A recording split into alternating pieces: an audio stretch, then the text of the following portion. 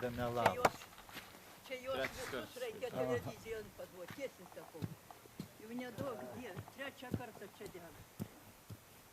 Ne, aš girdėjau, kad įdunda. Ai, sako, gal kaimynai, va, sako, pečius kūrenate visą su vaikais. Nu, aš viena būnu. Aš ir nieka, ir jis savo ramiausia. Nu ir apie 10 valandų užgesinau jau televizorių, įsigult. Nu ir šitą daunkišių galvų kambarin. Devuliu mano, va taip varusdusau, kol prie lakių prie langą. Dūmų pilnas, greit užudegiu elektrų. Tada tą laikį aš galvoju, sako, ar kūrena, gal ar kuvanas šitas Navackas. Tada prie laikių pastūmė vienas duris, atsidarė kitas ne.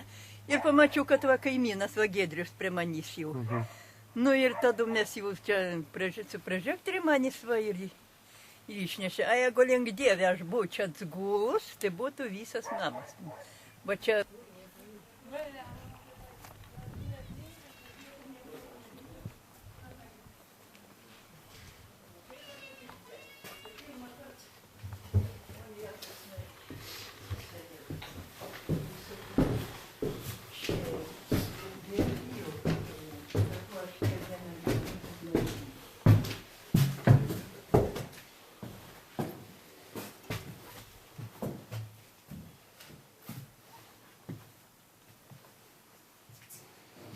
Pasilenkia, vis tiek dūmai viršų kyla, tai pasilenkia greitai vienas gulėjo prie pat durų, ištraukiam pirmą, paskui kitas lovoj gulėjo, abudu čia į lauką ištraukiam ir žiūrim, kad be gyvybės ženklų jau viskas.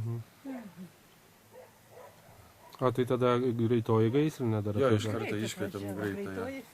Ir gaisrinė. Irgi man nustatė, kad viskas. Negalėjo gal durų atidaryti.